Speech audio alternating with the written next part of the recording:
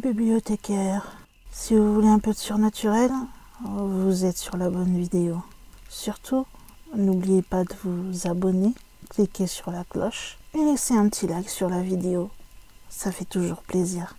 Et maintenant, ouvrez bien vos oreilles. La maison de Wittelsbach est une famille souveraine d'Allemagne occidentale. C'est l'une des plus anciennes et des plus puissantes du Saint-Empire romain germanique. Elle a régné en particulier sur la Bavière et sur la Palatinat.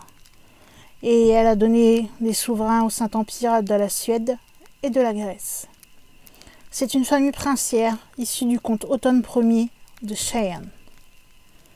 D'après Marie la Riche, une descendante de Wittelsbach, Sissi, qui était sa tante, l'aurait mise en garde contre une malédiction qui frapperait les Wittelsbach.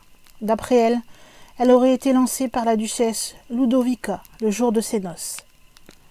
Maintenant, je vais laisser la parole à l'impératrice qui raconte elle-même son histoire à Marie la Riche. Marie, nous n'avons pas de chance, ni les uns ni les autres. Cette malédiction qui nous a été jetée, son pouvoir, ne disparaîtra qu'à la mort du dernier d'entre nous. À vrai dire, Marie, tu n'es pas au courant.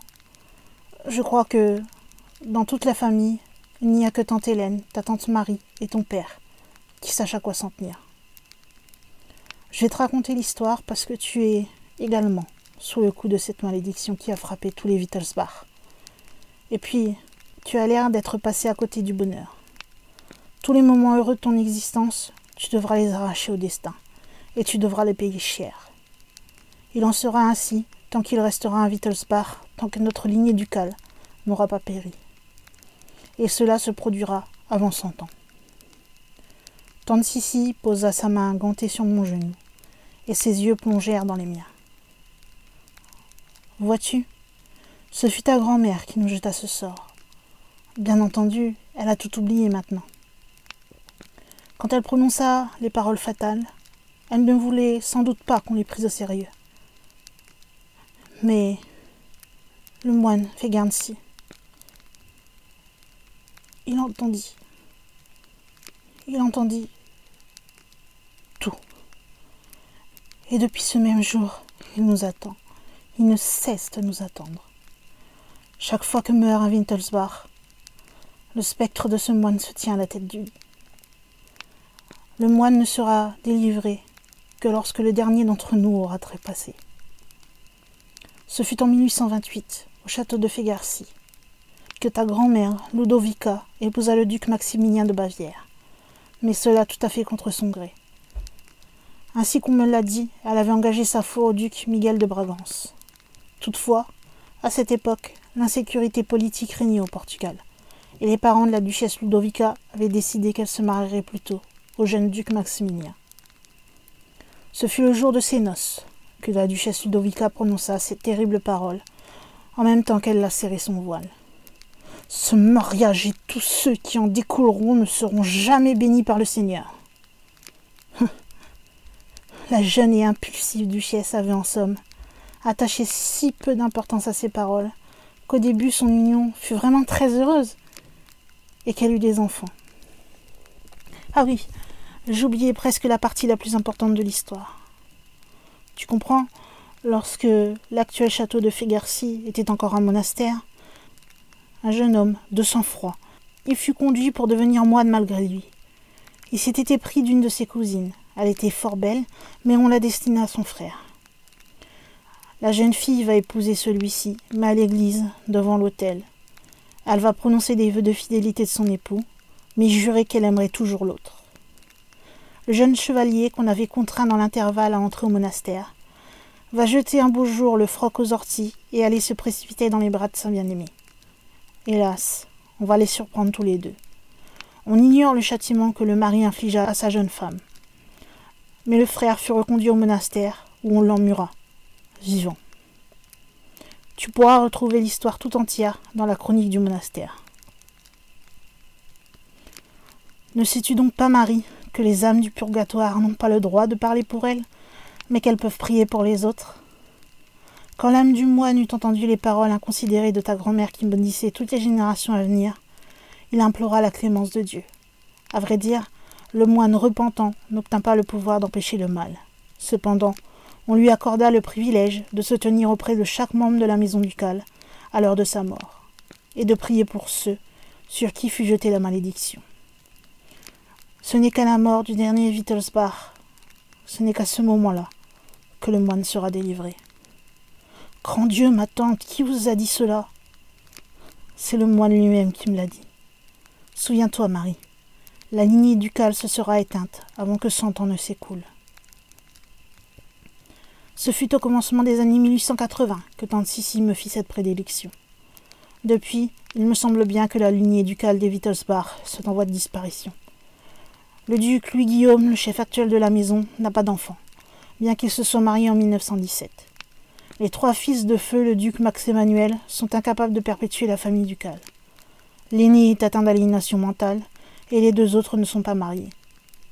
Dans ces conditions, il semble que la malédiction jetée par ma grand-mère sur les siens doive s'accomplir réellement et que le moine doit être délivré bientôt.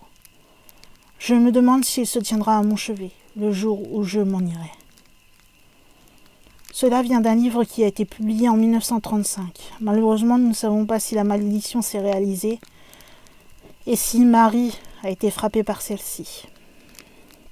Je voulais revenir un petit peu sur Elisabeth, alias Sissi, qui est frappée de cette malédiction.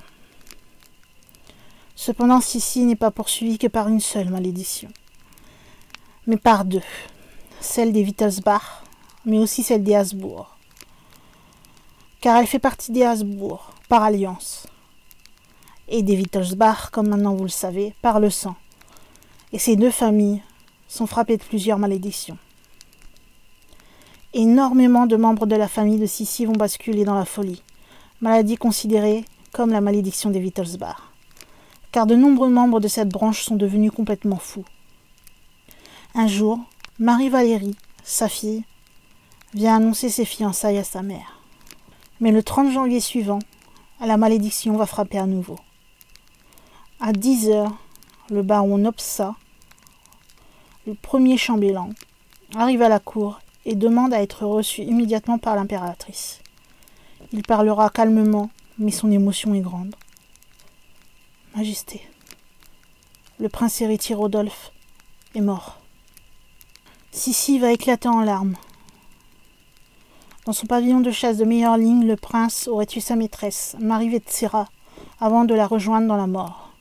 Un double suicide passionnel, ou peut-être un assassinat politique? De toute façon, Rodolphe se sentait menacé, et nul ne saura jamais ce qui s'est réellement passé, en cette nuit de janvier, à meilleure ligne, dans ce paisible pavillon situé au cœur d'une vallée splendide, entourée de forêts enneigées. Encore aujourd'hui, le mystère plane toujours. Au-delà du terrible drame qui affecte durement la famille impériale, c'est l'avenir de la double monarchie qui va être menacé. François-Joseph vient de perdre son fils, qui a été l'héritier du trône. Le corps de Marie Vetsera, la maîtresse, va être rapidement inhumé à l'issue d'une cérémonie clandestine qui va être bâclée dans un petit cimetière forestier proche de Meilleure-Ligne.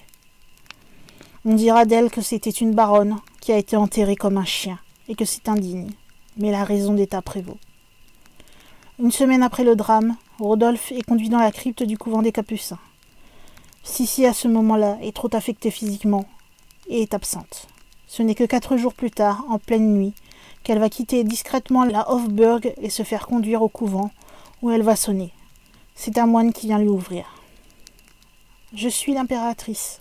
Conduisez-moi auprès de mon fils. » Des torches vont être allumées. Sissi descendra un escalier et passer devant de nombreux sarcophages. Elle arrive cependant devant celui de son fils, qui est couvert de fleurs. Et là, seule au milieu de la nuit, elle s'agenouille et appelle son fils. « Rodolphe! Rodolphe !» Un cri déchirant, auquel ne répond qu'un lourd silence. L'impératrice est anéantie, détruite, meurtrie au plus profond d'elle-même. Et dès lors, la mouette blessée appellera la mort de tous ses désirs. Mais la mort a décidé de frapper d'abord autour d'elle, et quelques jours plus tard, c'est son meilleur ami, le comte Andrassy, qui va disparaître. En mai, ce sera sa sœur Hélène qui mourra dans ses bras après une longue maladie. Tout ça est complètement dingue. En 6 mois, elle a perdu son père, son fils, son ami et sa sœur. Mais cela ne s'arrête pas là. Comme je vous disais, elle a perdu sa sœur Hélène. Mais avant, les 2 enfants d'Hélène étaient déjà décédés avant elle, ce qui va la plonger dans la folie. D'autant plus que l'empereur d'Allemagne va chercher à ruiner sa famille. C'est alors qu'elle sera internée dans une institution spécialisée pour folie pendant plusieurs années et elle y mourra. Ce fut aussi sa sœur Sophie en Bavière, qui a été fiancée à son cousin Louis II de Bavière.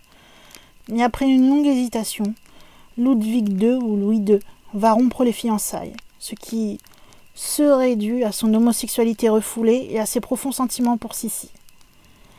Elle va ensuite tomber amoureuse d'un autre homme alors qu'elle est mariée avec le duc d'Alençon. Sa famille l'empêche de tout quitter pour cet homme, ce qui va plonger Sophie dans une folie qui l'oblige elle aussi à être internée pendant plusieurs années.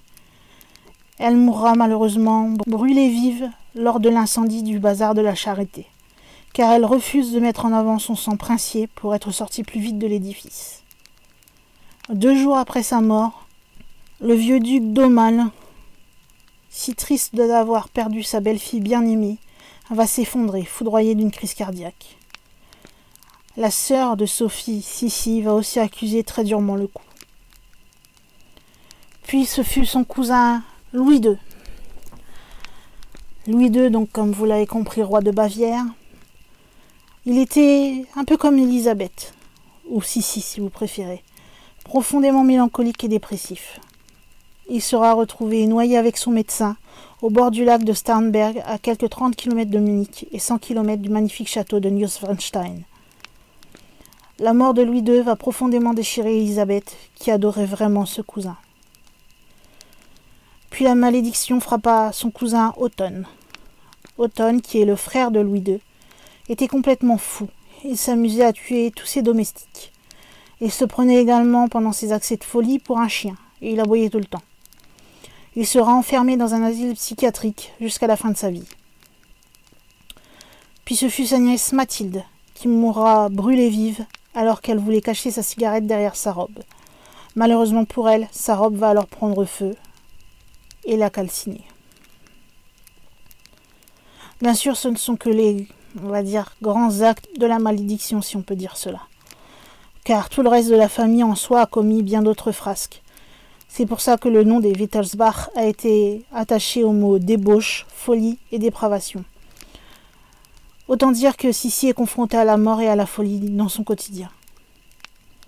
Vers la fin de sa vie, les drames vont s'accumuler.